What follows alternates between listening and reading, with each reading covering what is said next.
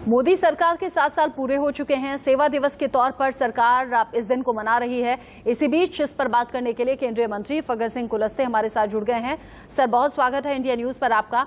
सबसे पहले तो आपको बधाई, 7 साल सफलतापूर्वक आपके पूरे हुए हैं। जो काम हुआ है वो दिखाई भी दे रहा है, लेकिन इस वक्त कोविड काल में चैलेंजेस बढ़ गए होंगे।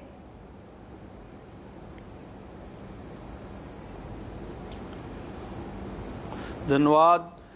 और मैं आज की इस कोविड काल में जिस प्रकार की परिस्थितियां हैं और इसे कोविड में बहुत बड़ा अगर योगदान है तो मैं कह सकता हूं जिस मंत्रालय का काम हमारे पास है और इस मंत्रालय ने पूरे देश भर में जिस ऑक्सीजन के बारे में बहुत बड़ा संकट हमारे सामने आया और आज उस संकट से उभारने के लिए इस्पात मंत्रालय का जो योगदान रहा है, वास्तव में आज देश में हमने लगभग 2,83,000 से ऊपर हमने ऑक्सीजन देश भर में विभिन्न प्रांतों को हमने उपलब्ध कराया है। और उसमें हमारे केवल सेल के तरफ से हमने लगभग 90,000 के आसपास मैट्रिक टन ये हमने उपलब्ध कराया है। तो एक तरफ पे देश में हमने और विशेषकर इस्पात मंत्रालय की ओर से सभी हमारे जो प्राइवेट सेक्टर के भी जो लोग हैं उनमें से हमने 2,83,000 से ऊपर ऑक्सीजन हमने उपलब्ध कराया मैट्रिक टन, और केवल सेल के तरफ से हमने 90,000 मैट्रिक टन उपलब्ध कराया है। तो इस प्रकार का इस देश के इस क्राइसिस को उभारने में इस्पात मंत्रालय का बहुत बड़ा योगदान है। आपने देखा होगा देश में किस प्रकार के जो प्रभावित परिवार हैं, लोग हैं, इस कोविड से जो अफेक्टेड लोग थे, ऑक्सीजन के कारण लोग प्रभावित हुए थे, हर तरीके से अलग अलग क्षेत्रों से भी प्रधानमंत्री जी ने लगातार, चाहे ट्रेन के माध्यम से हो, हवाई जहाजों का हमने, रक्षा मंत्रालय का उपयोग हमने किया, रोड से हमारे जितने भी इस प्रकार के टैंकर्स जो लगे हुए थे, ऐसे सभी तरह के प्रयोग हमने किया और जितना संभव हो सकता है इससे उबारने का एक प्रयास हुआ है। आज इसके कारण मैं पूरा तो नहीं कह सकता, परंतु हमने कोशिश किया है कि ज्यादा से ज्यादा लोगों को हम लाभ पहुंचा सके, इस ऑक्सीजन लोगों तक पहुंचे। आपने देखा होगा जो ड्राइवर्स थे हमारे ट्रकों के, जहां से उनने लोड किया और जहां उनको अनलोड करना है, बिना चाय पिए, बिना भोजन किए वहां तक पहुंचने का प्रयास किया। तो इस तेज गति से ये काम चला है। मुझे आज कहते हुए प्रसन्नता है कि ये जो निर्णय है प्रधानमंत्री जी ने, उनकी क्षमता के कारण हम कर पाए हैं इस मंत्रालय के माध्यम से। सर, ये जो सेकेंड वेव है, पहली वेव से ज्यादा खतरनाक रही। ऑक्सीजन की कमी जगह जगह देखी गई, बहुत सी मौत भी हुई। उस वक्त को याद भी करना रोंगटे खड़े करता है। आप तीसरी लहर को लेकर जिस तरीके का अनुमान डॉक्टर्स और एक्सपर्ट बता रहे हैं कि तीसरी लहर और ज्यादा खतरनाक होगी, ऑक्सीजन और वेंटिलेटर्स की जरूरत और ज्यादा होगी, उसको लेकर तैयारी सरकार की क्या है?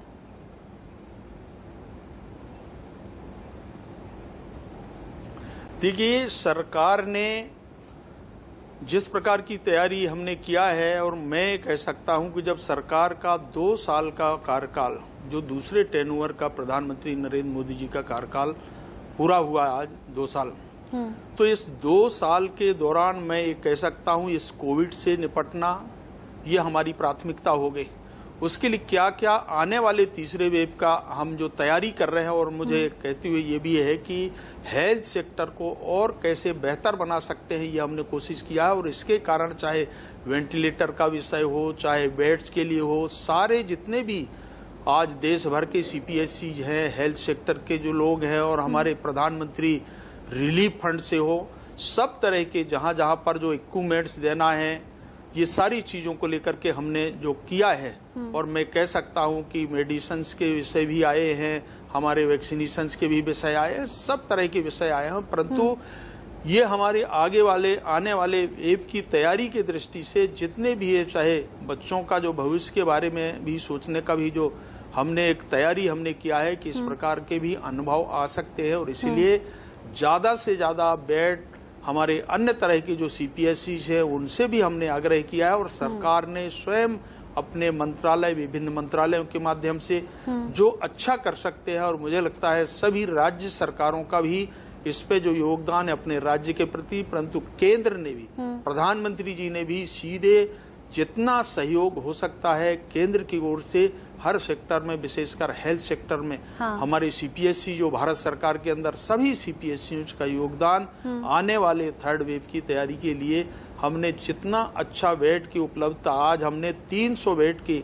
हॉस्पिटल का हमने आरएनएल का हमने ओपनिंग किया है आंध्र प्रदेश के अंदर, और हमारी कल्पना है कि हम आने वाले थर्ड वेव के दृष्टि से 1000 हमारी जो क्षमता का एक बनाने के लिए कोविड सेंटर बना रहे हैं, उसमें से आज हमने 300 का किया है। तो इस प्रकार की अनेक सेंटर्स के अंदर हमने किया है। हमने राउरकेला के अंदर किया है, 500 बेड हम भिलाई के अंदर करने वाले हैं, हमने बर्नपुर के अंदर किया है, हमने यहाँ मध्य प्रदेश के अंदर कर, ऐसे अलग अलग क्षेत्रों के अंदर, ऐसे अलग अलग क्षेत्रों में अगर देखें तो हर स्टेट के अंदर कहीं ना कहीं अपनी तैयारियों में से भी हम क्या अच्छा कर सकते हैं, ये हमारे मंत्रालय से भी कर रहे हैं, और साथ साथ प्रधानमंत्री जी ने भी सभी सीपीएससी से भी आग्रह करके इस आने वाले वेव की तैयारी कर रहे हैं। और मुझे लगता है कि हमारे पास जो समय अभी है, हम समय पूर्व तैयारी करें। हमने दूसरे वेव से हमको अनुभव आए हैं कि हमारे लिए जितना ये कितना प्रभावकारी रहा है पहले वेव से दूसरे वेव, और इससे संकट से उभारने में हम थोड़ा आगे बढ़े हैं, और आज हम सामान्य परिस्थितियों में आज आ रहे हैं। और देश के अंदर की जो स्थिति है, बहुत सारे ऐसे राज्यों ने बहुत अच्छा परफॉर्म किया है अपने राज्य के लिए। मुझे आज कहते हुए प्रसन्नता है कि इस सब पूरे राज्य और केंद्र मिलकर के जितना अच्छा काम कर पाए, इसी प्रकार से हमने थर्ड वेव की तैयारी कर रहे हैं। सर, कई बार क्या होता है कि केंद्र सरकार अपने इनिशिएटिव पर बेहतर काम भी करती है, बड़े कदम भी उठाती है, लेकिन धीरे धीरे इम्प्लीमेंट जैसे जैसे होना चाहिए वैसे होता नहीं। वेंटिलेटर्स आए, वेंटिलेटर्स या तो पहुंचकर पैक्ड पड़े हैं या फिर वो चल नहीं रहे हैं, उन्हें कौन देखेगा। वैक्सीन जगह जगह पहुंचाई गई, वेस्टेज बहुत ज्यादा हुआ, बहुत कम लोगों को वैक्सीन लगी, ज्यादातर वेस्ट हो गई। इसी तरह से दवा, इंजेक्शन और ऑक्सीजन में हुआ, जितना था उतना कालाबाजारी में चला गया, उतना बाजार से गायब हो गया। इन सब चीजों की कमी फिर से ना हो, ऐसा दोबारा ना हो, इसे आप सुनिश्चित कैसे करेंगे?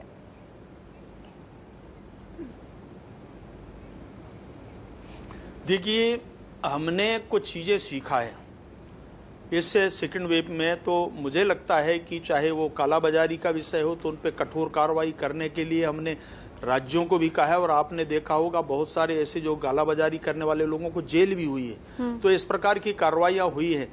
वैक्सीनेशन के बारे में जितना हमारे पास जो उपलब्ध हैं, हमने जितना उपलब्ध करा पाए हैं, मुझे लगता है कि राज्य इस व्यवस्था को देख रहे हैं। जिन जिन राज्यों के अंदर वैक्सीनेशन हमारा थर्ड फेज का जो चल रहा है कि प्रथम चरण में जितना हो पाया, सेकंड में जो हुआ है, और आज थर्ड में 18+ का जो हो रहा है, तो मुझे लगता है इसमें थोड़ा क्राउड भी है। ये जरूर है, उपलब्धता हमारे पास उतनी पर्याप्त नहीं है, परंतु धीरे धीरे हम इसको पूरा कर रहे हैं। जो उपलब्धता है हमारे पास है, जो विशेषज्ञ हैं हमारे पास, फार्मासिस्ट है, जो भी है, उनकी संख्या को भी बढ़ा रहे हैं। और मुझे लगता है कि आपने देखा होगा कि जो हमारे बाहर से जो हम अभी तक एक्सपोर्ट होता था उसको हमने रोका भी है, और इसलिए इसका उपयोग अब इस दिशा में ज्यादा से ज्यादा हो, भारत के हित में, भारत के लोगों के हित में। ये कोशिश से सरकार और प्रधानमंत्री जी ने इनिशिएटिव लिया है। मुझे लगता है ये जो कमियां हैं, उस कमी को हम कैसे ठीक कर सकते हैं। कई तरह की इस प्रकार की परिस्थितियां बनी हैं, हमने इससे सीखे हैं, और इस आधार पर उसको और कैसे बेहतर कर सकते हैं। आपने कहा कि इम्प्लीमेंटेशन, निर्णय बहुत अच्छे हुए, परंतु उसका इम्प्लीमेंटेशन कितना नीचे हो पाया। अब आप को पता है कि थोड़ा राजनीति में भी लोग इस प्रकार के दुष्प्रचारित जो करने का जो प्रयास हुआ है हमारे विरोधियों के द्वारा, मुझे कहते हुए प्रसन्नता है कि देखिए, मैदान में कुछ बातें करना, परंतु कई ऐसे है प्रैक्टिकल, वो उसका इम्प्लीमेंटेशन स्वयं के लिए तो किया, परंतु समाज के लिए जो होना चाहिए, समाज के नीचे जो जाना चाहिए, उसमें कहीं ना कहीं वो प्रभाव डालने का प्रयास किया गया है विरोधियों के द्वारा। और मैं आज कहना चाहता हूं कि मैं सबसे भी अपील करना चाहता हूं, देश के लोगों के हित में प्रधानमंत्री जी के इस निर्णय से, कोविड से सुरक्षा की दृष्टि से वैक्सीनेशन सबको लगाना चाहिए। मास्क के बारे में लोग बात करते हैं, ये भी कंपलसरी होना चाहिए, ये जरूरी हो गया। हमारे सोशल डिस्टेंसिंग का, ये चीजों को हम धीरे धीरे कैसे और बेहतर कर सकते हैं, आने वाले समय के लिए जब इस प्रकार की परिस्थिति आएगी तो हम जितने भी जो कमी है, ये जो हम अनुभव आए हैं, और मैं ये कह सकता हूं आज के समय में जो कमियां हमने जो देखा है, सीखा है, और इस आधार पर हम आगे की तैयारी करेंगे ताकि हम और भी बेहतर आने वाले अगर आता है तो उससे हम बेहतर तरीके से लड़ सकते हैं और इस कोरोना से जीतेंगे। ये हमारा लक्ष्य है और इसलिए हम जीते हैं। जिस प्रकार की परिस्थिति आज हमारी पॉजिटिविटी जो रेट है उसको आप देखेंगे तो मुझे लगता है कि संघर्ष के कारण ये संभव हुआ है और हम और बेहतर आने वाले समय में करेंगे। सही कहा आपने सर, क्योंकि शहरों तक फिर भी व्यवस्थाएं पहुंच जाती हैं। जो छोटे शहर हैं या कस्बे हैं या गांव हैं वो अभी भी इंतजार कर रहे हैं कि ये सब सुविधाएं उन तक भी पहुंचे। जो केंद्र सरकार इनिशिएटिव ले रही है, योजनाएं चला रही है, उनका फायदा उन तक भी पहुंचे। हम उम्मीद करते हैं जैसे आप अब तक काम कर रहे थे, केसेस तेजी से घटे हैं, हर सेक्टर में काम हो रहा है, ऐसे आगे भी हो। बहुत शुभकामनाएं आपको और बहुत बहुत शुक्रिया हमारे साथ जुड़ने के लिए सर आपका। चलिए, धन्यवाद। चलिए, ये फग्गन सिंह कुलस्ते केंद्रीय मंत्री हमारे साथ जुड़े हुए बता रहे थे एनडीए के 7 साल बहुत शानदार रहे हैं, सफलतापूर्वक काम किया है, कोविड केसेस में कमी आई है, लेकिन लोगों से अपील की है मास्क और सोशल डिस्टेंसिंग का ख्याल रखना है, कोरोना प्रोटोकॉल्स का ध्यान रखते रहना है। सरकार अपना कर्तव्य निभा रही है, अपने काम कर रही है। फिलहाल आगे बढ़ते हुए देख लेते हैं इस वक्त की हेडलाइन।